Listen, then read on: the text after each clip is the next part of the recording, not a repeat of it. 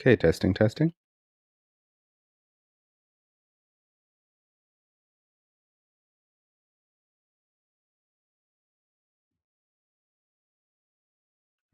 YouTube's got a massive delay. The other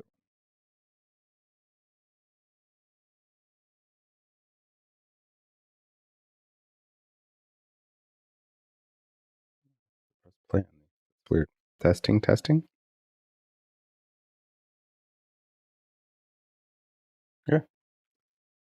Welcome to Programming Rainbow. In this video, we will continue on making Don't Eat the Yellow Snow in C and SDL3. This is the second video. If you'd like to follow along with this one, you can go to github.com, Programming Rainbow, and this will be called Yellow Snow C SDL3. You can clone this repository, move inside the directory, open it up with whatever editor you would like. I would like to show you where this project is ending and where the next project will be. So I'm going to run what's in source directory 8 for me, video 8, which will be the final code because my source directory has changed from the last video. Let's see, make run. There we go. So I'm going to pause the music and we can move the snowman around with the left and the right keys, and I think A and D key as well. And we want to collect the white snowflakes. The snowman likes those, and not the yellow ones because the yellow ones are made of pee. So it's a very basic game. We can only go to the edge of the screen over here. And whoops, I hit that one. Every time I press the space bar now, it'll reset the game. And we can only go to this side. And that's very simple. And we have a score up here and everything else. And this project is using the new SDL3 style text engine, whatever it's called. And what I want to show is what I'm going to do after this project, which is the reason why I'm showing the yellow snowman is because I have a neural network, and the next project is going to be all about making your own neural network, a very simple one, being able to train it yourself and being able to have it play the game. So here is a neural network I did yesterday on stream. I actually trained the network yesterday on stream. It took about, 5 minutes or less because we did multiple little tries on it. But this is the actual network we trained on stream yesterday. And so I'm going to let Yellow Snow play that network. So this is a 3 hidden layer network of size 30 neurons, 15 and 8. And this waits for 3 seconds to show us information. And then this is now playing itself. Sorry, I cannot mute the music on this one. I didn't add that option in. And didn't do great there. It only got to 6. So let's see if it does better this time. So this is the neural network playing itself. That's why it kind of flips back and forth sometimes. It depends on how it's trained, if it acts like that or not. Sometimes it's a bit twitchy, sometimes it's not.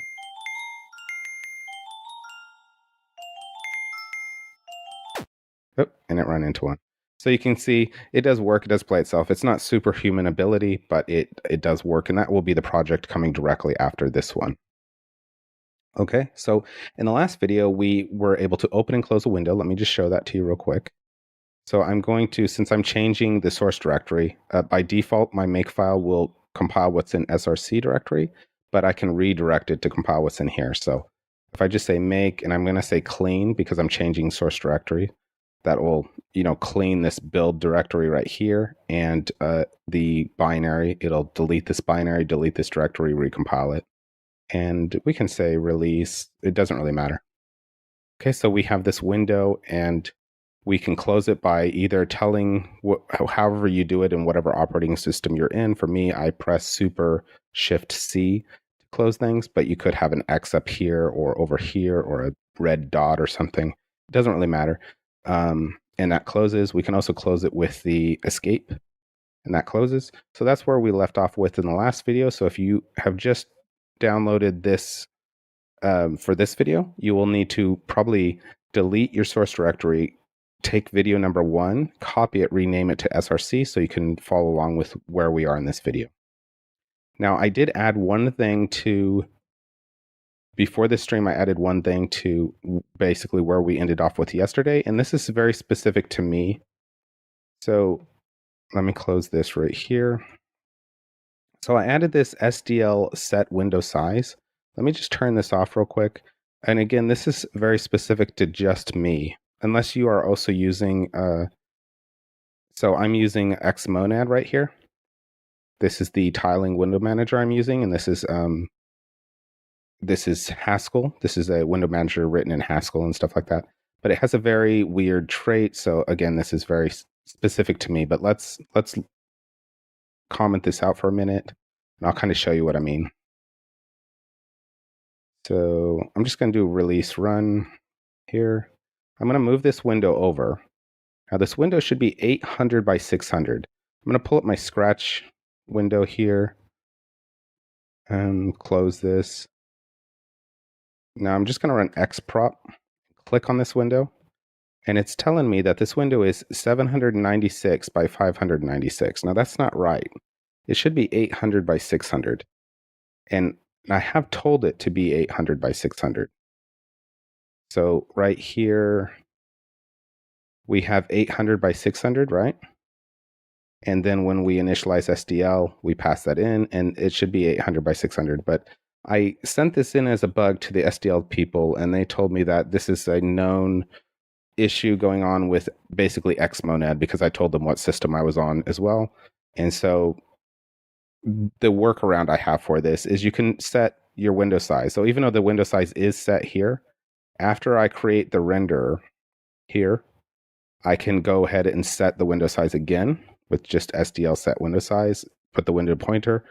And because I need to do this, because if I tell you guys where to place things, they won't be lined up correctly. They will be in the wrong position. So I don't want to give you guys the wrong information. So I have to do this for myself. But this is also a way to change the window size if you want, or if you're having a similar issue, you can go ahead and try that. But again, that's very specific to me, so I added it in. So I'm just going to look at the functions we're going to use today.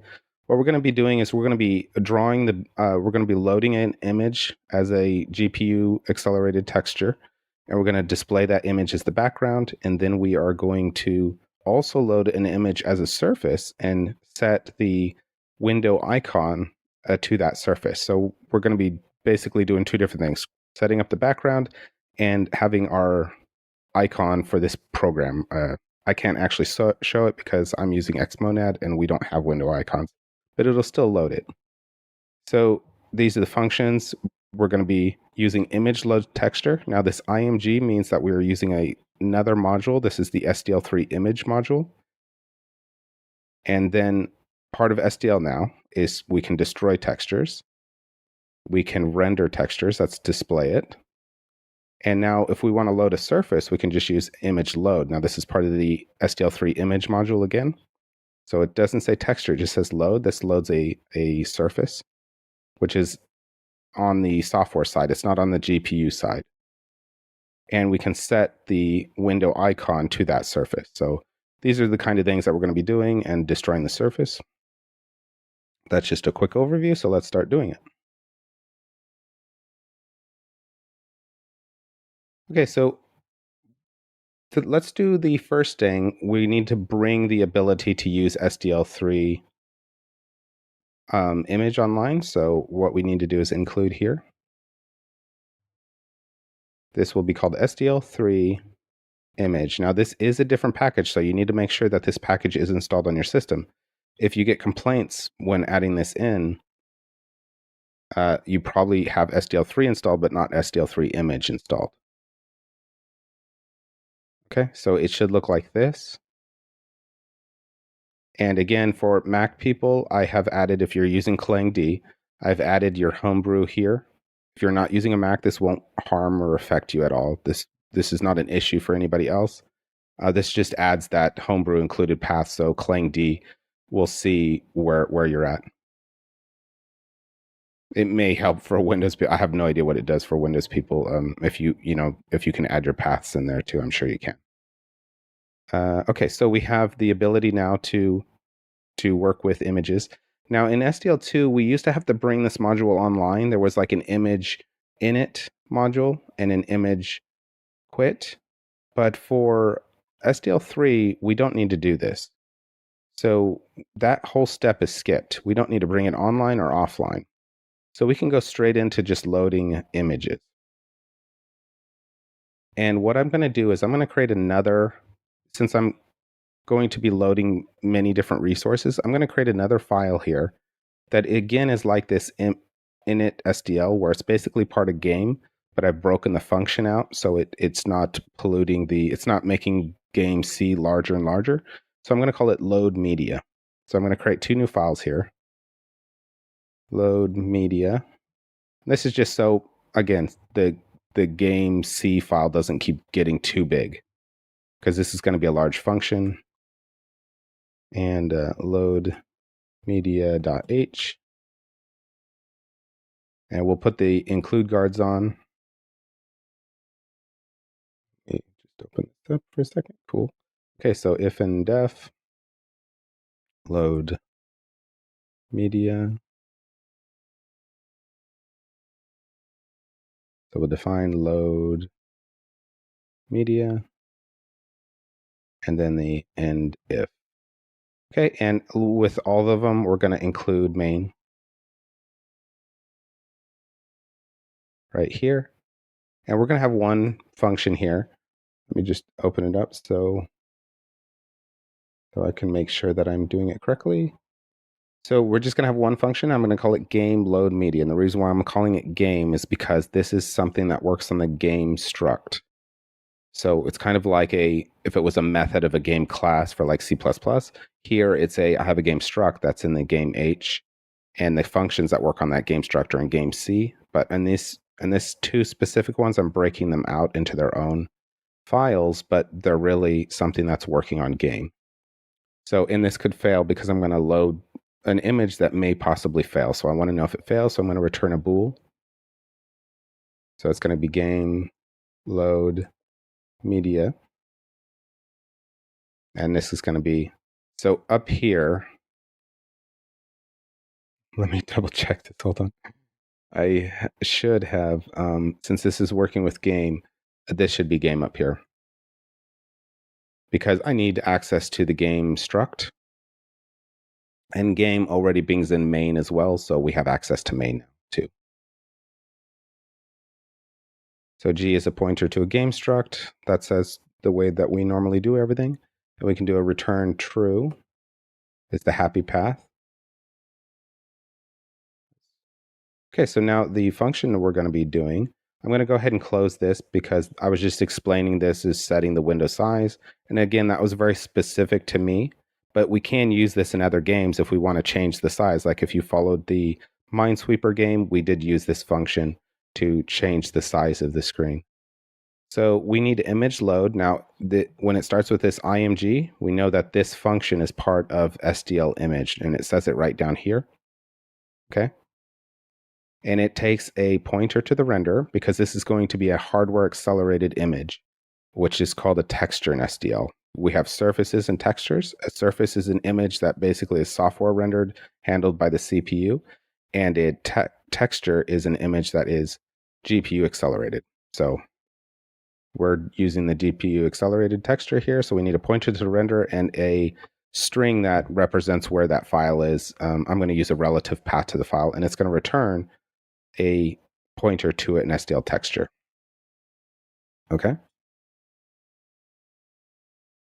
So since it is returning a pointer to a texture, I actually want to hold this in here. Hold on one second.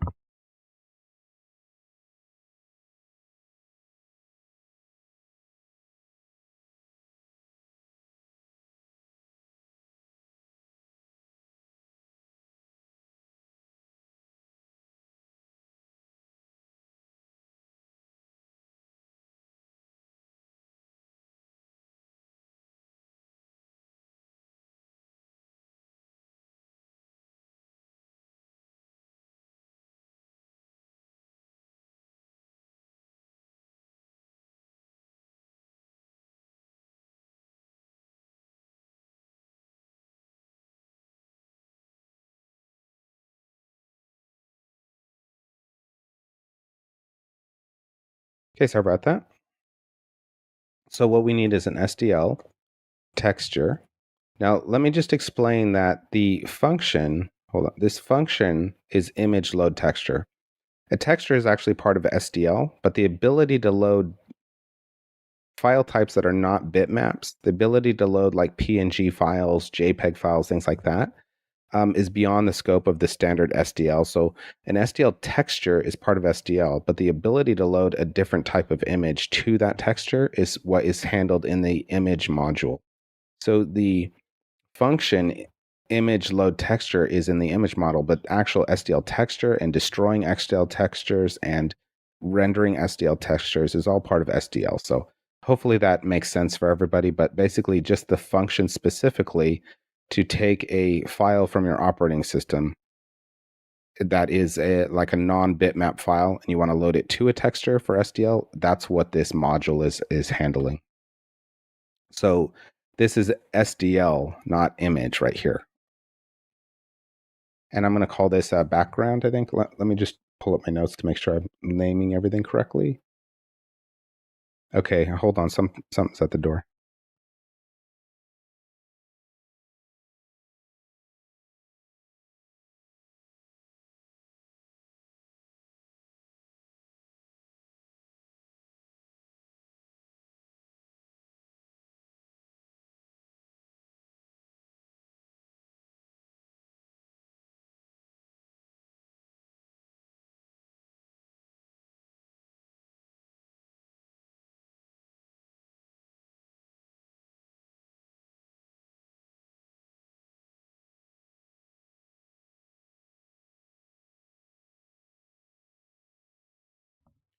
Okay, that was my laptop coming back.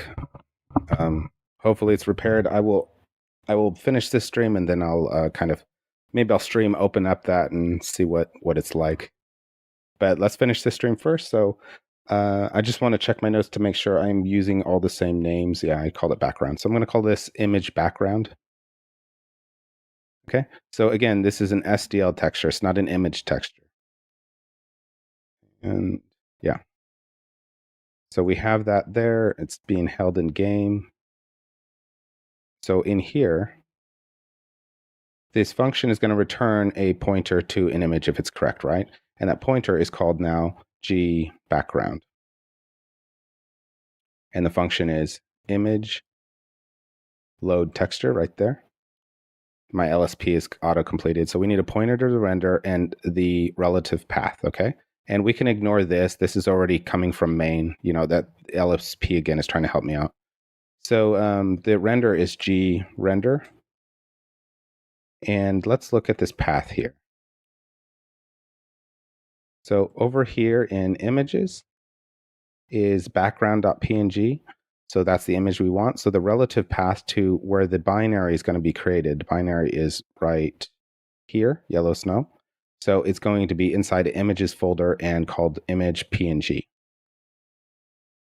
So I'm just going to do that. Now you could do an absolute path, but I prefer to do a relative path because if you do an absolute path and then you move this anywhere, you have a problem. So images and then background. And this is a PNG image. And so this can fail. And if it does fail, it's going to return a null pointer. So what we're going to do is check this and to make sure it's not a null pointer right away. Just like we've done with everything else. So I can actually just grab it. Hold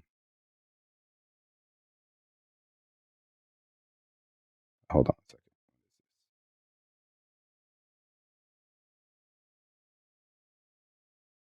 I'm in the header file. Sorry about this. So this needs to be in the C file. I'm going to go ahead and copy this right here. And just put it there. So now we have our function signature. And then I'm going to yank this, which is a copy or cut. And then we can go into the C file and we can include the load media H, and then we can put that there. Okay. So I'm just going to go ahead and grab one of the other failures right here. This looks good. That one is checking a pointer. So Same idea. Put it here, and we're not checking the window, we're checking background. Okay, now we can think of about what we wanted to say. We can say error in loading of texture, error loading texture.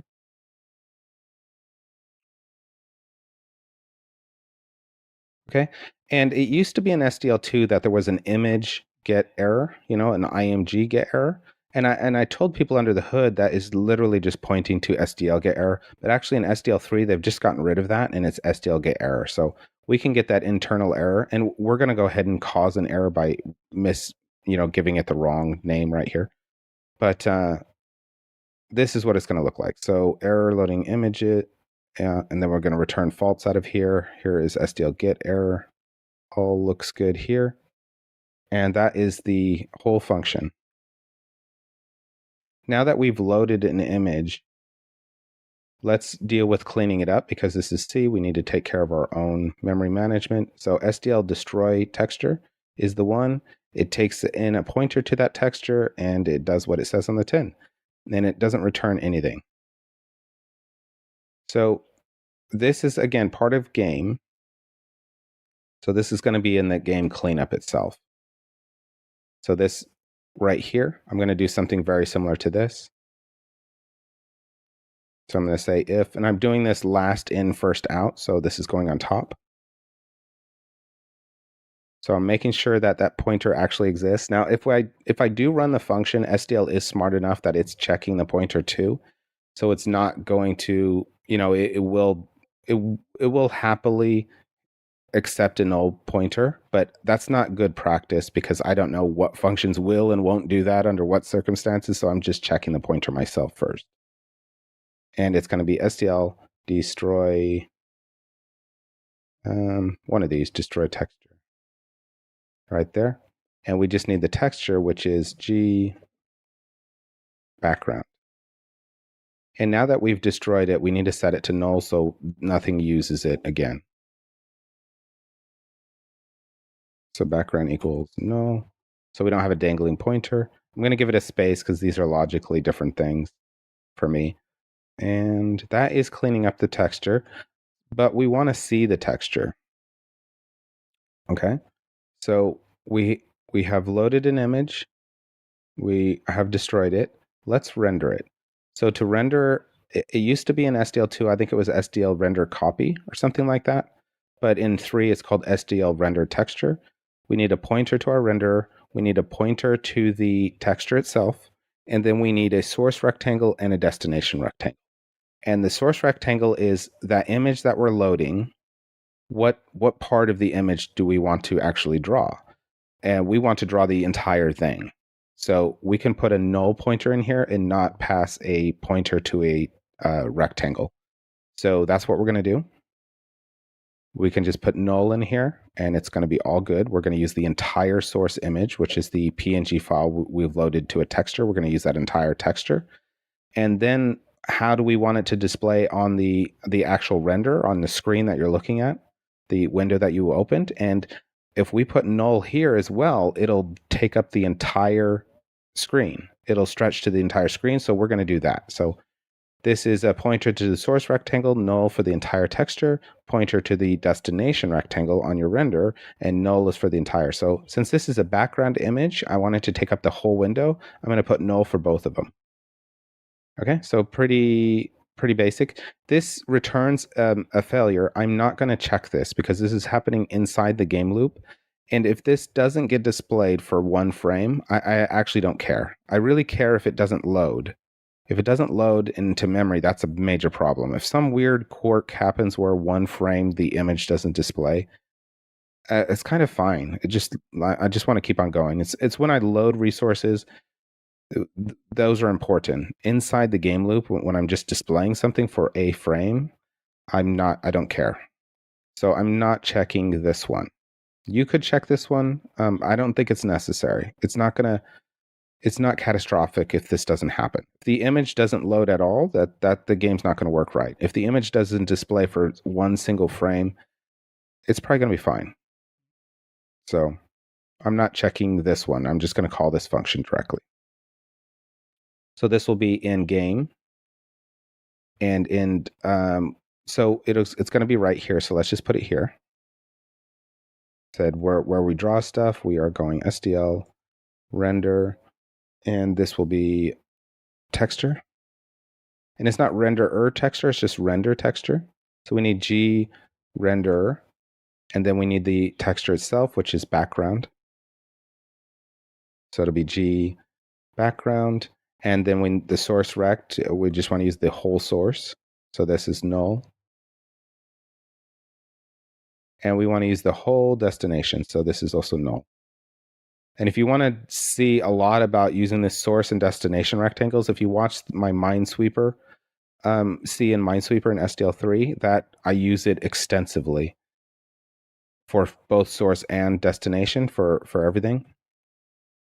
But we will be, when we load the player and we'll be using destination rectangles a lot, not source rectangles in this project. So we should be able to see something right now. So let's just go check it out and see if it works. Make release run, and it didn't work.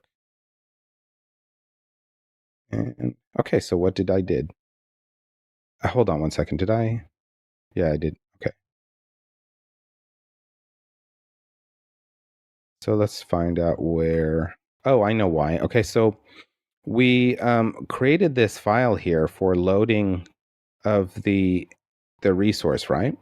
But we've never called it. So it needs to be called in here.